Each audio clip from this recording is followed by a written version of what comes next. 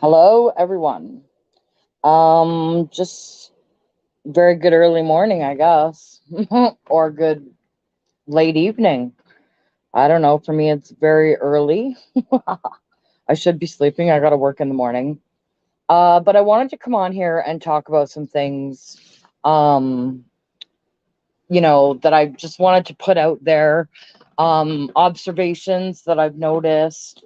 I've talked about this before about the freedom fighters in Canada, and about what's been going on here, and how we've had political prisoners. And I recently spoke about a woman named Tamara Leach. She is quote unquote one of the organizers for the Freedom Convoy that happened in Ottawa back in, well, that started in January and ended in February. Um, and she was recently rearrested um, because of an alleged breach of bail conditions. She resides in Alberta. And the Ottawa police and the Crown Attorney presiding over this case felt it imperative to send, I believe it was three detectives, two who were murder detectives, to go and apprehend Miss Leach and bring her back to Ontario, to throw her back in jail a couple days before Canada Day.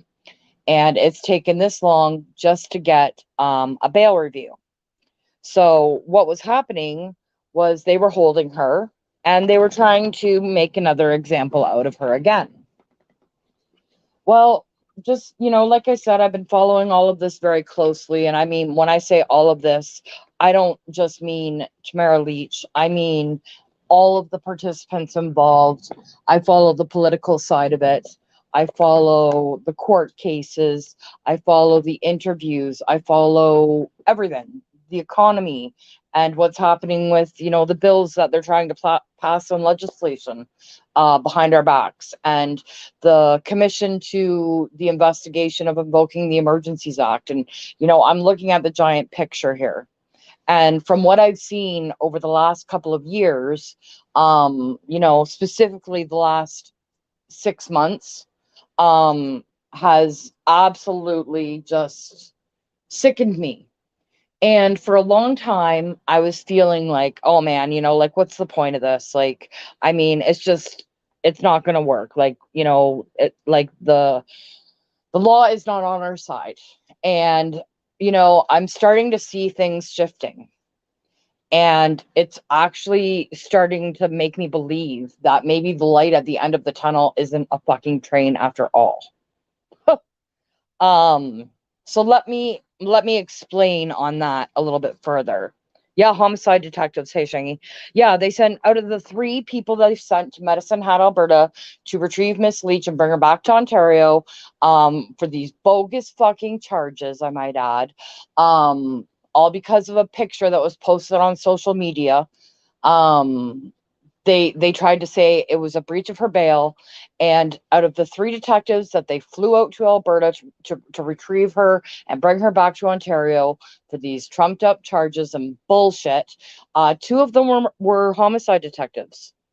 Now, if anybody catches this on the replay, because I know, like, there's no one here right now. It's pretty late Eastern Standard Time. That's my time zone. I should be sleeping, but instead this shit's running through my mind. So if anybody happens to catch this on the replay and you happen to have a better understanding of the law than I do, maybe someone can make that make sense to me. There's so many things I've been following so closely. Hey, Evelyn, how's it going, girl? There's so many things that I've been following so closely, and there's so much that I've learned that it's like it keeps me up at night. I'm up at night thinking about this shit. And one of the many reasons why this stuff interests me is because I've always been extremely passionate about the law. And if I could go back to my younger self, like in my 20s, I would say, like, my goal when I was a kid was to be a lawyer. And then I looked at, how much debt and how many years I would have to sacrifice going to law school and university and getting all these degrees and things like that. But if I could go back to my younger self, that's what I would do. But I've always had a passion for the law, for doing what's right, and for standing up for people, human rights, basic human rights. And, you know, if anybody is outside of Canada listening to this and you guys seen all of the stuff that I had things documented from my time in Ottawa, and they removed my entire fucking channel saying that basically I was a threat to society just for showing an innocent Indigenous woman getting trampled by our CMP on horses. That's a threat. Putting out the truth is a threat. The only time putting out the truth is a threat is to the ones that are doing wrong, because we're on to you. We see you, and we have for a long time. But the wonderful thing about what's been going on lately is that people that a year ago wouldn't have this conversation are now opening their eyes to see the corruption that's taking place. Well, for the last 2 days, I've been following Tamara's hearing on Zoom. Okay. You could go into the Zoom link and observe. Now, it's absolutely, I cannot stress this enough, it's absolutely illegal, and they will come after you if you broadcast it, if you stream it, if you share the audio of it, if you share pictures of it. That happened in Freedom George's case. One of his buddies did it. And we found out the hard way that it is actually illegal to do that. And it is something that they will enforce. So yes, you can watch as a spectator. Yes, you can talk about it. There's a publication ban on 2 areas for Tamara Leach's case. And that is, number one is remaining anonymous with the surety. Her surety cannot be discussed. Her name cannot be disclosed. And also, Tamara Leach's daughter is also a publication ban. So neither of those things can be discussed. But what's been great over the last couple of days and following this on Zoom and listening, there's tons of guys that I follow that are just, down this rabbit hole too. Like, this consumes me. And you know why it consumes me? Because it's so important about what is going to happen to our country, specifically within the next, I'm going to say 6 months, but definitely next couple of years. Because what I believe is going to happen is I believe Trudeau has already started to campaign. I believe that he's going to call an early election. And here's something really scary, okay? Now, he called an election in the middle of a pandemic, which he said he was not going to do, but you know how that old chestnut goes. But he did. And in order for him to win a majority government, he only needs 25% of the registered voters to vote for him. Now, the reason why that's scary is because during a pandemic, his votings were accumulated to about 20 to 21%.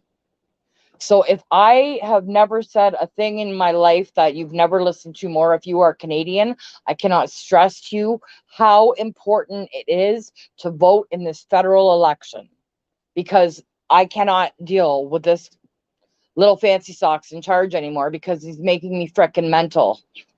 He gives me road rage. Like, I'm walking around with road rage all the time, and it's all because of fancy socks. Like, it's absolutely insanity. But as I was saying, sorry, I get so sidetracked.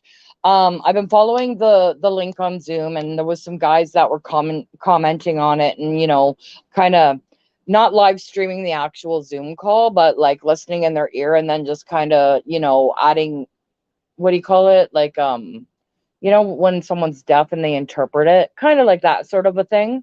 Interpreter, sort of, I guess you could say. So basically what's happened, what I've learned out of all of that is that the prosecution doesn't understand what it is for a bail hearing. He keeps trying to put her on trial. And there's a reason why I'm talking about this, and there's a reason why this is so fucking important, okay? Because every person's under the Criminal Code of Canada is supposed to have the right to due process. We are legally obliged to have an unprejudicial trial. That hasn't been happening to any of these people involved. Okay. Um, and what happens is she's been up for bail review. I can't remember how many times, 3, 4, 5. I'm not sure, to be honest with you. But what I learned today is that if a judge presides over a bail review case, and whether or not he makes a judgment or not, he can't retry the case. So basically, they ran out of judges in Ottawa and had to go to Hamilton to get a judge to come and preside this case. Not a justice of the peace this time, but an actual judge. And today is the first time in ages, today and yesterday, because this has been going on for 2 full fucking days now. I actually felt maybe a tiny like speck of a glitter of hope that that maybe there is at least one judge that isn't bought and paid for, in my opinion. This guy has no stake in the game. He's not from Ottawa.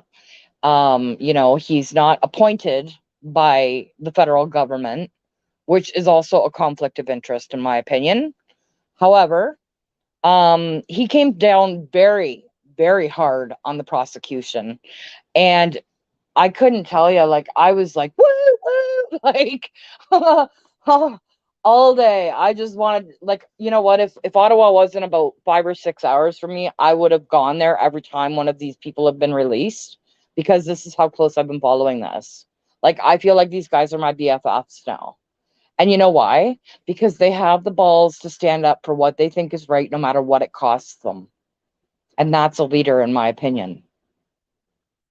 Now, one of the good things that's come out of this is that the prosecution has not only shown that he's got an extreme hard on for this case.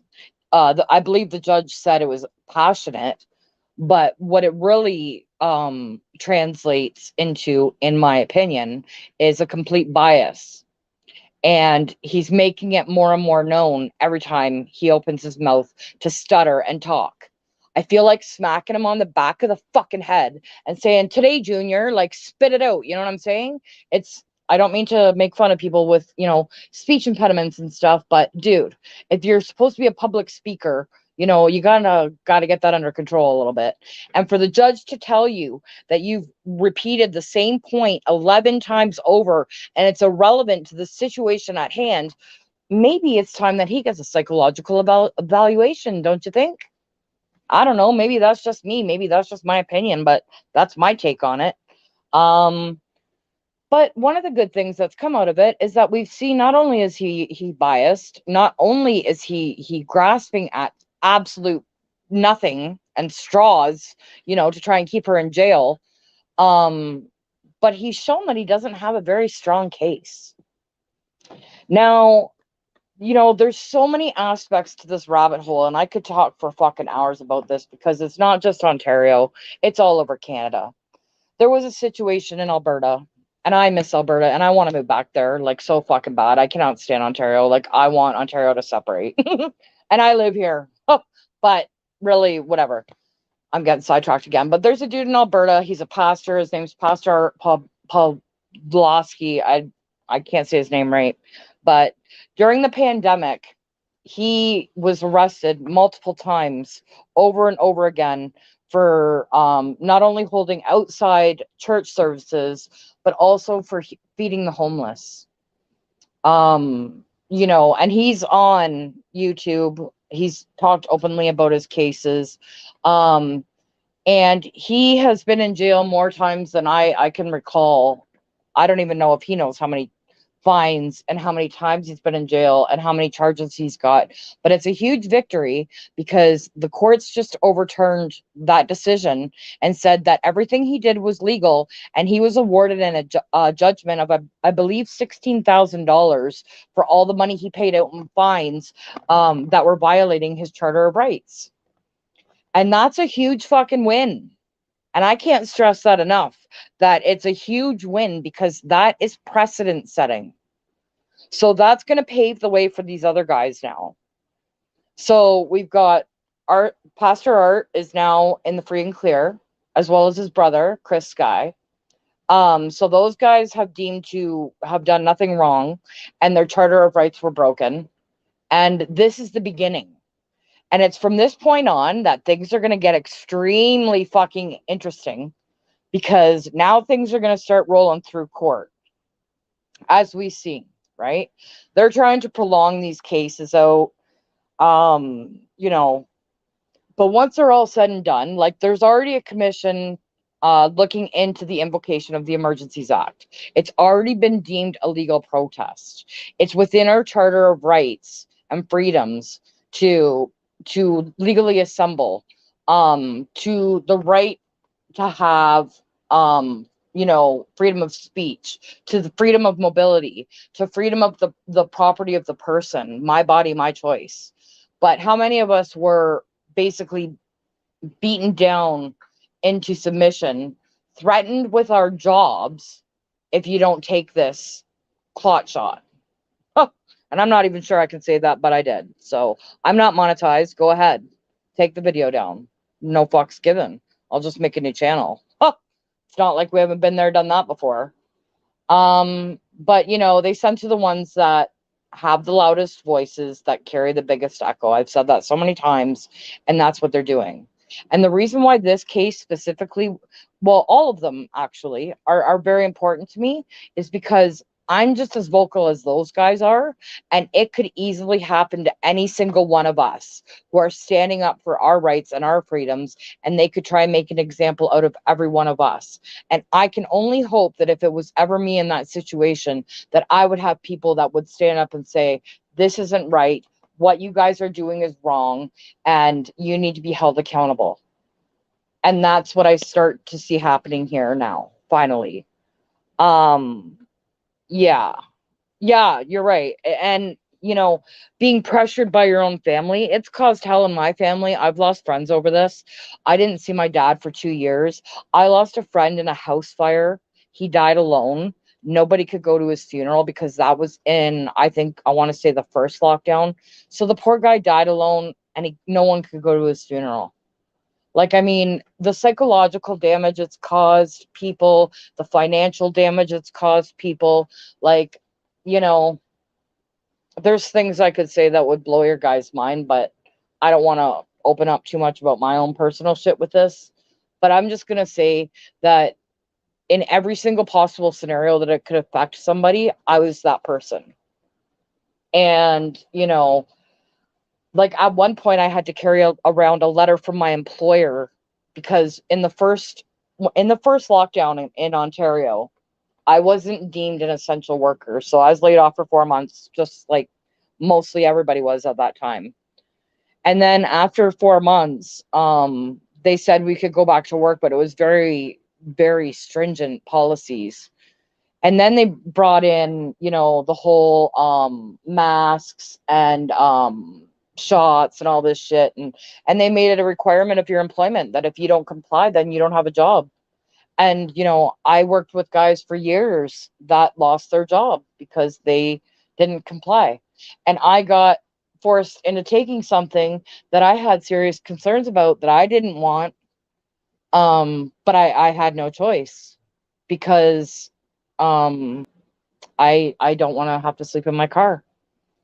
And that's the reality of the situation. Um, you know, and it caused hardship between my dad and my family, because my dad is older, and he, is in the area of that age. I don't know, he's damn near 80. And like, those are the ones that would suffer if they were to catch it, and have the higher chance of maybe at not having such a great outcome. But it's absolutely brainwashed people. And that's the disturbing part of it all, is people that I thought were intelligent, well-rounded, solid people that I have known for over 20 years, that it's caused problems with. And it's like, dude, you know that's a bitter pill to swallow for me, because I could care less about anything else. It's, I have friends that I've been friends with since I was a kid that I have lost because we don't see eye to eye on this. And I get it, because my eyes are open to what's going on now, and I don't want to see what I see. Because once you see it, you can't fucking unsee it. And the fact that they have been playing psychological warfare with your head for the last 2.5 years is sometimes too much of a bitter pill for some people to swallow. And I get it. I get it, and it's brutal. And they just keep taking more and more away, and it seems like the more we stand up and rise and go against the narrative, the harder they clamp down. Like, let me give you an example of what I mean by that. Just a couple of days ago, the Netherlands reached out to Canada for help, because it's not just about what they're quote unquote calling climate control. It's that they're trying to reduce nitrogen and emissions and all this other horse shit. If anybody can convince me it's about planet and not profit, then I'm all open to hearing that. But in my opinion, it's the reverse. So the Netherlands, not only are they trying to make them control the nitrogen, but they also want to steal a part of their land. Yeah. So they can reduce farmlands and build more houses, creating more of a food shortage. Are you guys following what the fuck is happening here? Do I need to get a whiteboard and be like, okay, follow the bouncy ball, because this is what's happening? So first, this is what it is in a nutshell, okay? And I'm going to tell you this. And the best thing that Klaus Schwab could have ever said in his entire life was that our cabinets have been infiltrated, meaning there's filth all across the board. And it's the best thing he ever said, and he doesn't even fucking know it, because you know what? Those words stick in my head and millions of others, and the powers that be have seen this. And believe me when I tell you, there's only so much that they can cover up.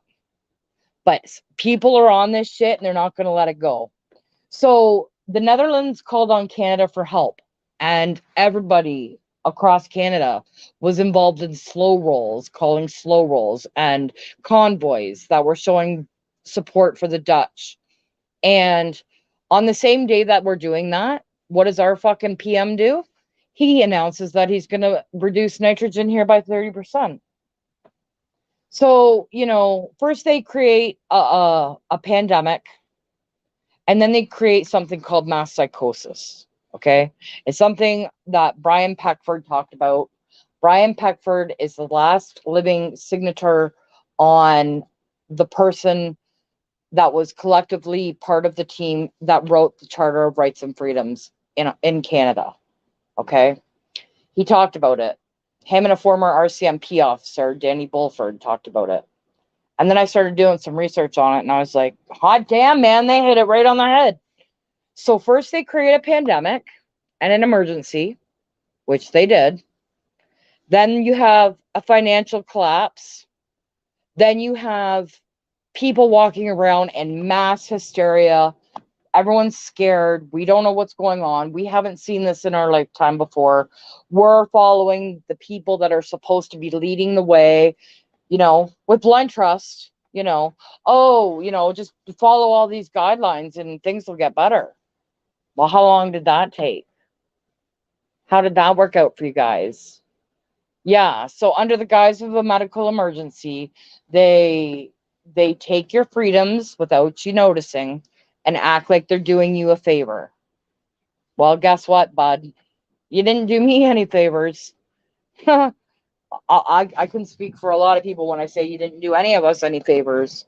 All you did was show us the corruption at all levels.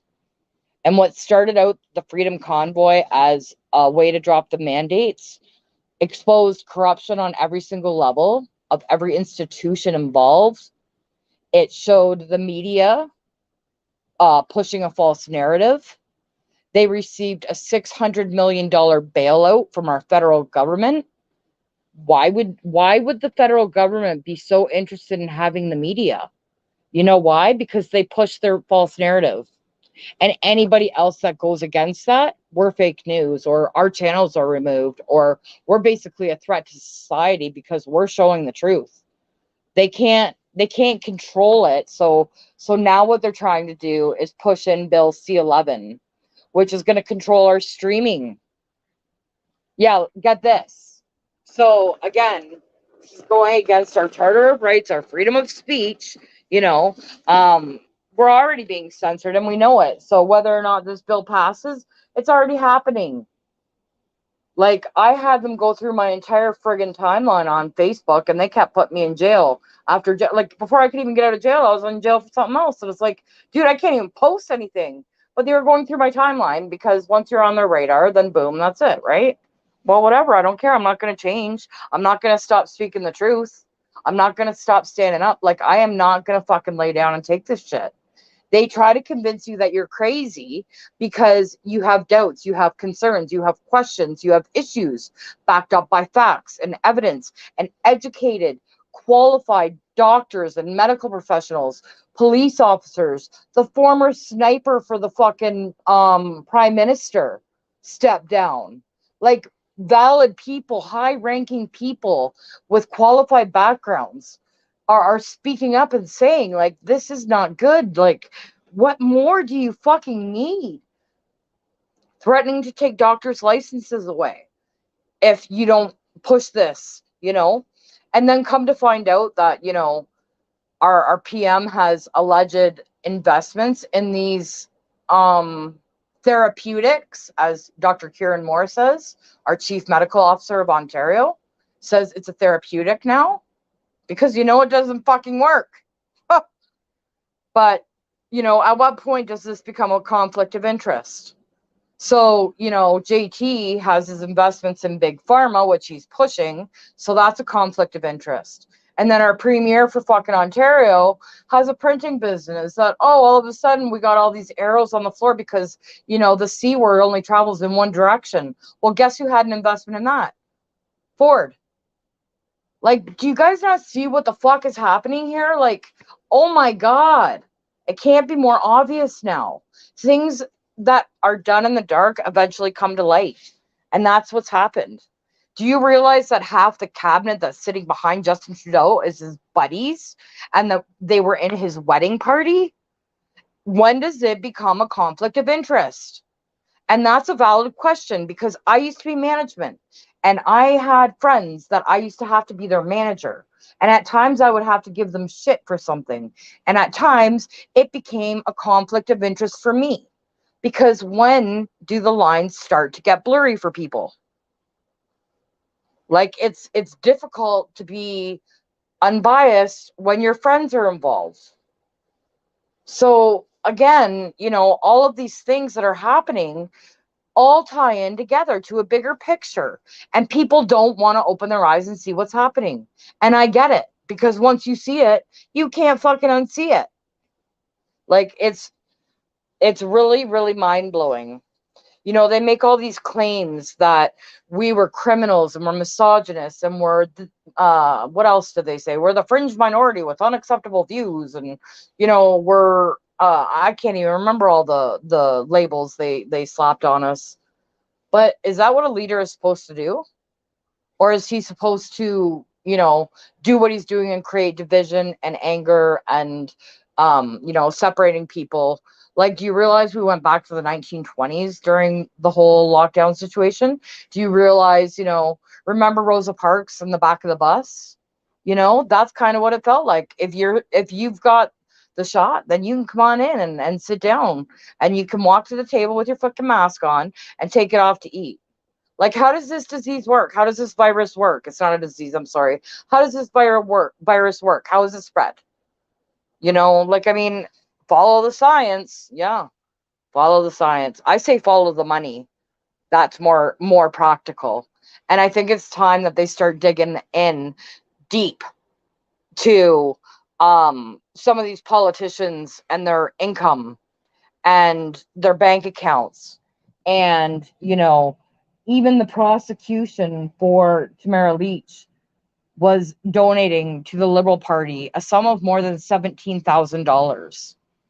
So if you're not telling me where his loyalties lie and where his direction could possibly be coming from, in my opinion, um, I think it's enough to raise some eyebrows and ask some questions, though, if nothing else. And, I wish I was the powers that be. Because if it were me sitting on that committee and I'm asking the prime minister or I'm asking the deputy financial officer these questions and visibly watching them squirm, which I just love, love, love. Oh my God, do I love it? I would have no mercy. No mercy. I would show them the same lack of disrespect that they have shown every single one of us. They have turned people against each other. They have caused division amongst friends and family. My niece is, very afraid of germs now. She's afraid to hug people. My dad, I didn't hug my dad or even see my dad for 2 years because of this. What if something happened to him in that time? Like I said, I already lost one friend in a house fire that I couldn't go to his funeral for. So, and then some people are like, well, why are you so angry? Well, because you know what? It affected my life in multiple ways at multiple times. You know, some people were quarantined with kids and families, and look what happened. Like suicide rates have gone up, opioid addictions and overdoses have gone up. Like it's just abuse. If imagine if you were a woman in an abusive situation and you were locked down in your house for, I don't know, a year with an abusive person, the psychological trauma that you would suffer as a result of that, never being able to get away from that, they're never going to be able to recover the economy. Like their solution is just keep printing money. Well, back in the day, in order to print money, you used to have 1 bar of gold for the equivalent of that in money. Okay? Otherwise, it's meaningless. Our paper is nothing. Our money is nothing. It holds no value. Now they're creating food shortages. In a city called London, Ontario, they spent millions and millions of dollars building a cricket farm. Do you know why? Because that's what they think we're going to eat. And I shit you not on this, you guys. Look it up if you don't believe me. I'm on my damn cell phone. I can't share any screenshots or anything. But yeah, I'm legitimately serious. They think we're going to eat crickets. Like, is this fucking fear factor or what? Because I'm telling you, I wouldn't even feed my dog a cricket, okay? Like, they're trying to, basically go after the farmers because it's another way to restrict the food. They want plant-based. They have increased. I went grocery shopping yesterday and prices have gone up. Like, I always pay $5.99 for like a pack of toilet paper, always at the same place. It's now $7.99 today. $2 it went up since last week. So, the price of meat has gone up insanely. Like, just it's every single way they can get you, they're getting you. The cost of fuel has gone up. The cost of foods has gone up. Our utility bills have gone up. Rent is astra fucking nomical. Like what I'm paying now, I would have never paid more than $700 for. It's outrageous. And I'm drowning in debt, trying to keep a roof over my head. It's absolutely fucking insane. We have record high inflation. It's 8.8% since fucking April. And the central banks just increased their percentage rate on lending money by a full percentage point. Some people are saying that's costing them an extra $600 to $1,000 a month. And guess who they're trying to make pay that? The tenant. Well, thank God we have a good fucking landlord tenant board here. And, as long as your house meets the criteria, then they can only raise it a certain percentage. But in places like BC, they don't have that. So, or if your house, Get this one. If your house is built after 2019 in Ontario, then you're not covered under the Renters Tenant Act or whatever they call it, the RTA. And this woman wanted to raise her rent $600 a month to the tenants. And her argument was, well, they don't have kids, so they can afford it. And she goes, I knew they know it's coming. This this really pissed me off, actually. Okay. Well, they knew it was coming. I really don't care about your opinion. It's not under the RTA, so I'm legally allowed to increase it this much. It's going up $600. So at first she said it was because of cost increase, inflation, which one could almost buy. But then she goes on to say, well, they don't have kids anyways. And I said, can I just ask what the point is of you mentioning that they don't have kids? What makes you think that they have an extra 600 fucking dollars a month? I don't have kids, and I don't have an extra $600 a month either, let me fucking tell you. So, like, she played her cards. She's just seized an opportunity and she's going with it. Well, you know what? Karma's going to come and bite you in your ass. That's how it works. So, like, I mean, we're just getting gouged from every single angle. And it's absolutely fucking ridiculous. And I need to light a smoke because my blood pressure is going up. So hang on one second.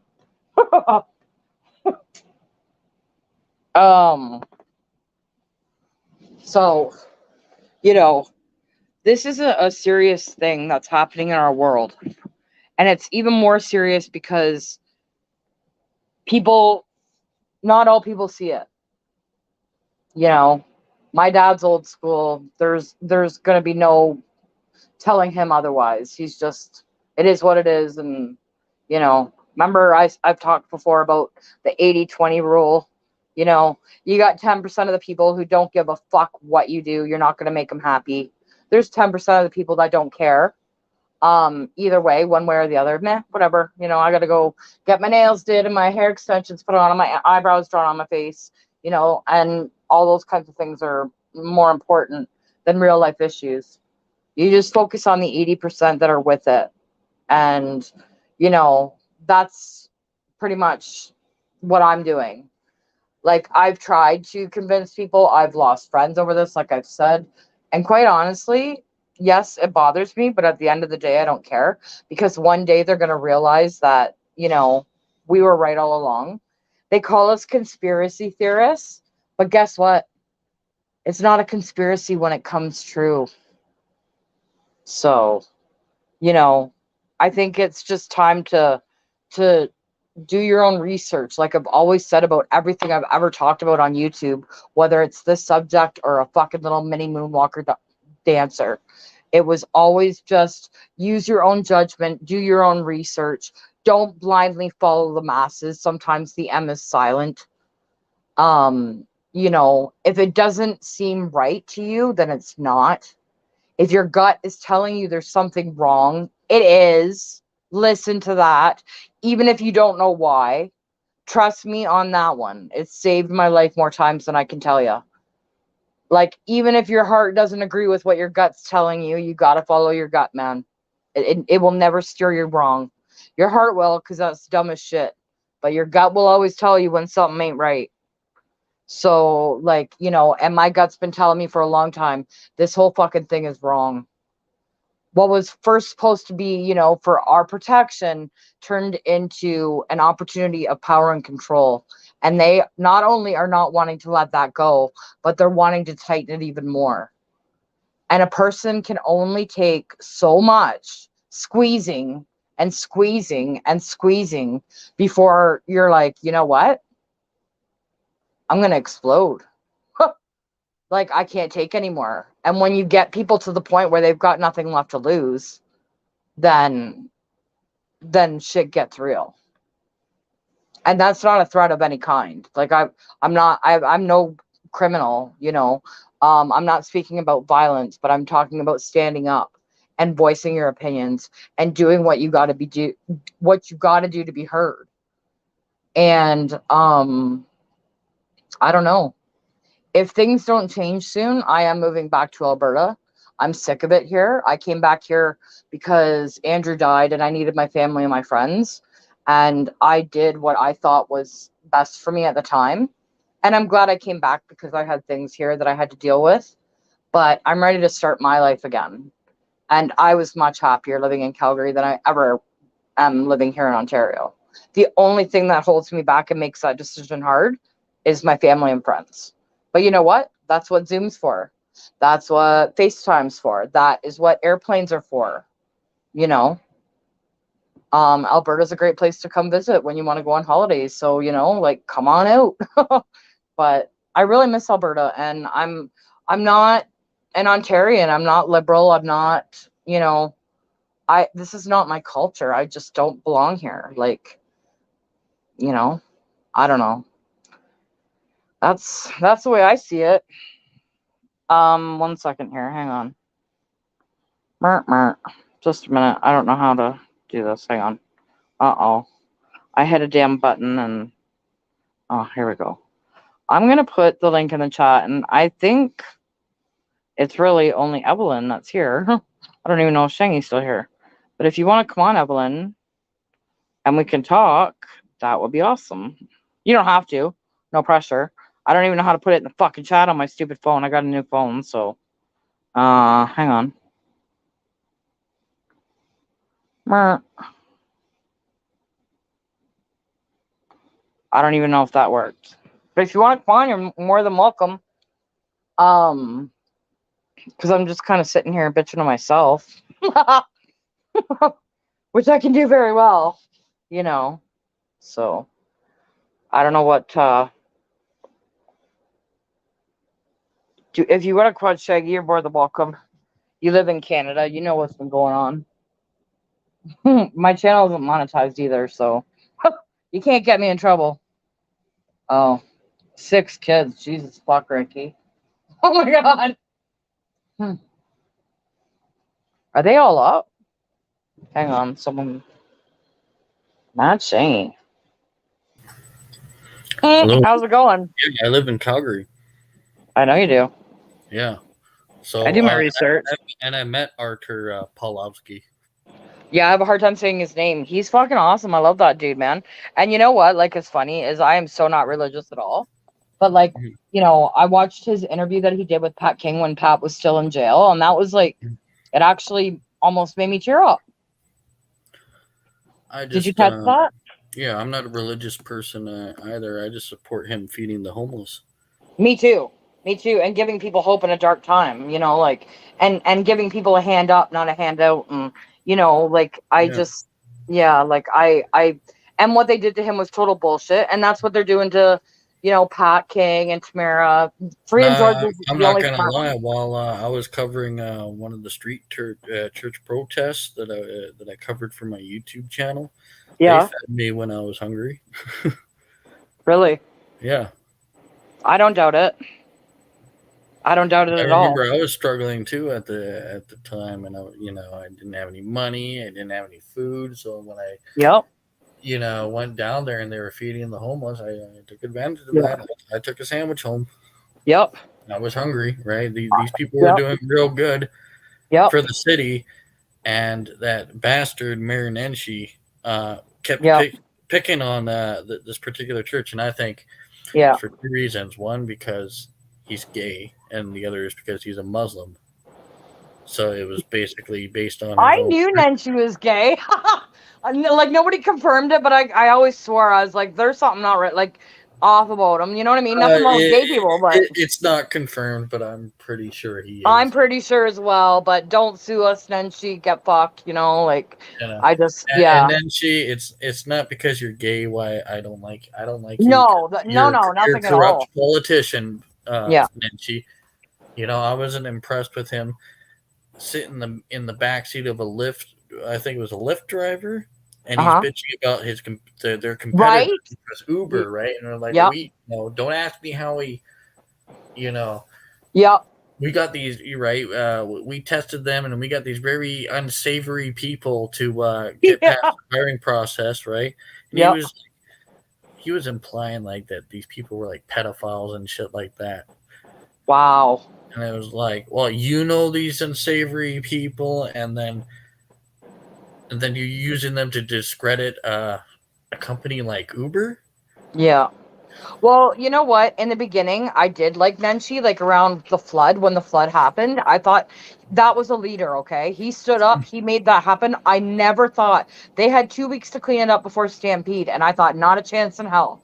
And they did it. And I was like, wow, this is cool, right? The Like, city did handle the flood pretty good, I think. really, really exceptionally well. Like, for the amount of like 20 feet underwater in the downtown core. Like, I used to live in Bridgeland. If I was still there at that time, I would have been sunk too. But like, I couldn't believe what they accomplished in I two was weeks. part of the construction cleanup crew when that happened. Yeah, we had when I was out there, I worked at SCM, and we had a team like go and help too with the cleanup efforts. Like, so yeah, it's pretty crazy. But at first I liked him because of that, and then the more as time went on, you get to start to see people's true colors, right? Like, just, I don't know. I thought it was funny when I heard he wasn't running again, and I'm like, well, something obviously happened, like, because he was mayor for a long time there. Yeah. What happened that he didn't run again? Is it just that he knew he was losing like support, or was there more? I don't think it was losing support because, like, no matter how many scandals this guy got exposed for, just like Justin Trudeau, they kept reelecting him for some reason. Right. Yeah. Well, Even though it's been exposed time and time again, just to, how shady and corrupt he is. Yeah.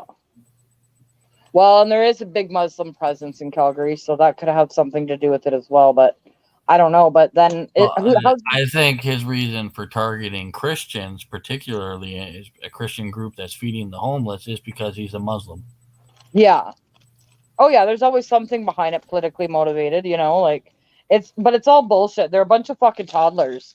Like, what I really get a kick out of is is watching Justin Trudeau run out of the fucking cabinet if he doesn't like something. Like, if I did that at work, I'd totally be fired. And this guy just gets to run out if he doesn't like it. Like, see you later. No consequences, nothing. It's crazy. But I think, like, just based on, what I was listing on the Zoom calls with Tamara Leach's trial and stuff, like, they don't have much in terms of her trial. And even the judge said today, like, based on the previous judge's findings, like, I disagree with this. And, like, you can't expect that she's going to serve a 10-year sentence on this. Like, there's no precedence for this. And, like, it. And so it basically showed that they have a very weak case.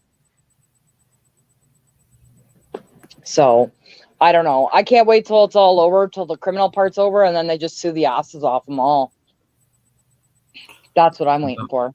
What really needs to happen is the RCMP needs to investigate Justin Trudeau for fraud.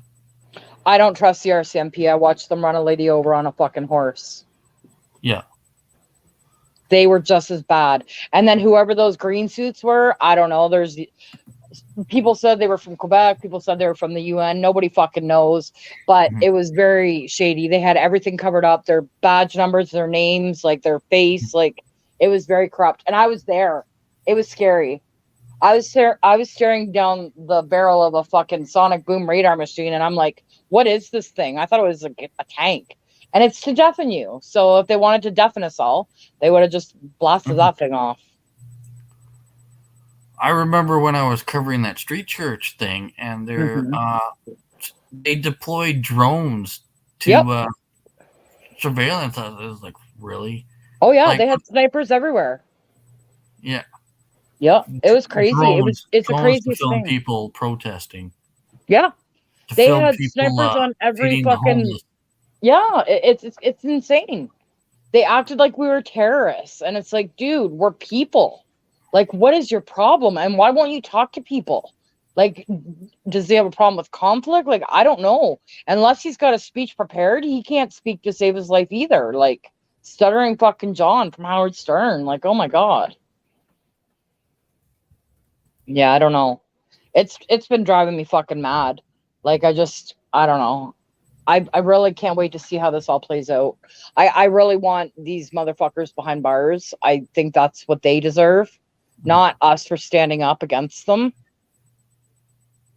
So, and look how closely they're tied to other corrupt politicians in other countries, like Biden. Exactly. and how many friends of Justin Trudeau's just happen to be pedophiles. And and you do know about the Buffalo Chronicle's coverage of Justin Trudeau's alleged affair with a 14-year-old student. Yes. That's why I lost my last YouTube channel. Because I talked about it. But there was large lump sums of money and NDAs signed to say that this cannot be discussed. And it was, I believe, 2 lump sums payments to the parents of the one. And then I can't remember what happened with the other one. There was 2 alleged claims.